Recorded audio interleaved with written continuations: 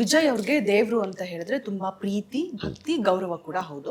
ಅದರಲ್ಲೂ ಅವಧೂತರು ಅಂತ ಹೇಳಿದ್ರೆ ವಿಶೇಷವಾದ ಗೌರವ. ಯಾಕೆ ಅಂತ ಹೇಳಿದ್ರೆ ಒಬ್ರು ಅವಧೂತರು ಐಕ್ಯ ಆಗಿರ್ತಾರೆ.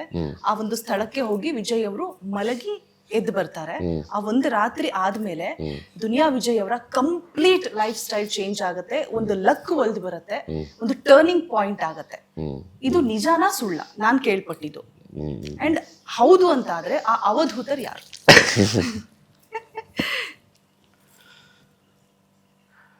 ವೆಂಕಟಾಚಲ ಅವಧೂತರು. ಅವರು ನಾನು ಜೀವನದಲ್ಲಿ ಹುಡುಕಾಡ್ತಿದ್ದೆ, ಏನೇನೋ ದಿಕ್ಕು ಬದಲಾಗ್ತಿದೆಯಲ್ಲ, ನನಗೊಂದು ಗುರು ಬೇಕಲ್ಲ, ಆ ಗುರುನ ಹೆಂಗೇನು ಮಾಡೋದು? ಬಟ್ ನನ್ನ ಮನಸ್ಸು ಹೇಳೋದು ನಿನಗೊಂದು ಗುರು ಸಿಗ್ತಾರೆ ಸುಮ್ಮನಿರು ಅಂತ.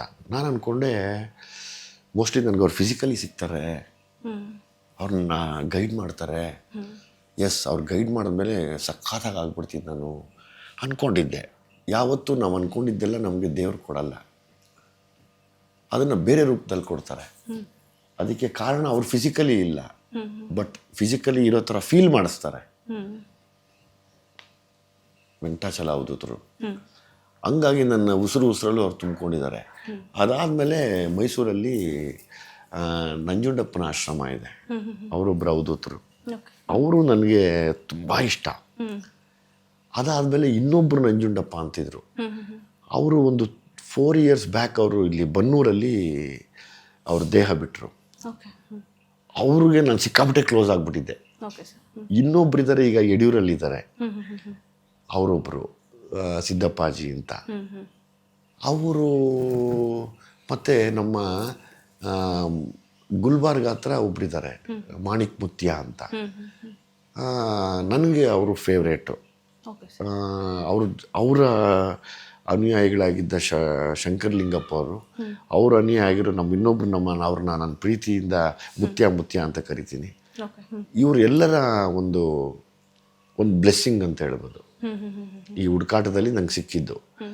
ಸೊ ಹಂಗಾಗಿ ಅವ್ರದ್ದೆಲ್ಲ ಒಂದು ಗುಂಪು ಒಂದು ಇದಕ್ಕೆ ಹೋದ್ಮೇಲೆ ಅದು ಬದುಕಿನ ದಿಕ್ಕೇ ಬೇರೆ ಕಡೆ ಕರ್ಕೊಂಡು ಹೋಗ್ತಾ ಇದೆ. ಅಂದರೆ ಎಲ್ಲವೂ ಪಾಸಿಟಿವ್ ಆಗಿ.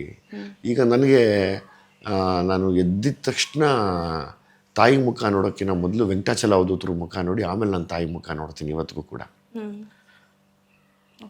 ನನ್ನ ತಾಯಿಗೆ ಈಕ್ವಲ್ ಆಗಿ ಅವರು. ನನಗೆ ಅದು ಗೊತ್ತಿಲ್ಲ, ಪ್ರತಿಯೊಬ್ಬರಿಗೂ ಜೀವನದಲ್ಲಿ ಕಷ್ಟ ಬರಲೇಬೇಕು. ಕಷ್ಟ ಬಂದಾಗ ಅವನು ನೊಂದ್ಕೊಳ್ಳೇಬೇಕು. ಆ ನೊಂದಾಗ ಅವನಲ್ಲಿ ಎಷ್ಟು ಪ್ರಾಮಾಣಿಕತೆ ಇದೆ ಅಂತ ಯಾರೋ ಒಬ್ಬರು ಪರೀಕ್ಷೆ ಮಾಡ್ತಾರೆ. ಆ ಪ್ರಾಮಾಣಿಕತೆ ಮೇಲೆ ದಿಕ್ಕು ತೋರಿಸ್ತಾರೆ ಅವರು. ಅದೇ ನನಗೆ ವೆಂಕಟಾಚಲ ಅವಧೂತರು. ಅದು ನನ್ನ ಬದುಕಲ್ಲಿ ನಡೆದಿದ್ದು. ಹಂಗಾಗಿ ನನಗೆ ಅವರು ನನ್ನ ಉಸಿರಲ್ಲೂ ಅವರೇ ಇದ್ದಾರೆ ಯಾವಾಗಲೂ. ಇದು ನನ್ನ ಅವರ ಒಡನಾಟ. ಸಾಕಷ್ಟು ಜನ ಗೊತ್ತಿಲ್ಲ ಸರ್ ಈ ವಿಚಾರದ ಬಗ್ಗೆ ಅನ್ಕೋತೀನಿ. ಹೌದೌದು, ನಾನು ಎಲ್ಲೂ ಹೇಳ್ಕೊಳಕ್ ಹೋಗಲ್ಲಮ್ಮ. ನಮ್ಗೆ ಇವಾಗ ಅದೇ ಈಗ ಯಾರೋ ಏನೋ ಅನ್ಕೋತಾ ಇದ್ದಾರೆ, ಅವ್ರವ್ರ ಭಾವನೆಗಳನ್ನ ನಾವು ಬಿಟ್ಬಿಡ್ಬೇಕಲ್ಲಪ್ಪ. ನಿಜ ಅಲ್ವಾ? ಈಗ ನಾನು ಬದಲಾಯಿಸೋಕ್ಕಾಗಲ್ಲ, ನಿಮ್ದೇನೋ ಭಾವನೆ ಇದೆ ಅಂದಾಗ ನಿಮ್ಮ ಭಾವನೆಗೆ ನಾವು ರೆಸ್ಪೆಕ್ಟ್ ಕೊಡಬೇಕಾಗತ್ತೆ. ರೆಸ್ಪೆಕ್ಟ್ ಕೊಟ್ಟು ನಾವು ತಲೆ ಬಾಗಬೇಕಾಗತ್ತೆ. ಆಯಿತು, ಅದು ನಿಮ್ಮ ಭಾವನೆ, ಇದು ನನ್ನ ಭಾವನೆ ಅಂತ ನಮ್ಮ ಪಾಡಿಗೆ ನಮ್ಮ ಕೆಲಸ ನಾವು ಮಾಡ್ತಾ ಹೋದರೆ ಮಿಕ್ಕಿದ್ದೆಲ್ಲ ಸರಿ ಹೋಗುತ್ತೆ ಅಲ್ವಾ? ಸರಿ ಹೋಗದೆ ಇದ್ರೂ ಪರವಾಗಿಲ್ಲ, ನಮಗೆ ಒಂದು ನೀಟ್ ದಾರಿ ಇರುತ್ತಲ್ಲ ಅಲ್ವಾ? ಹಂಗೆ.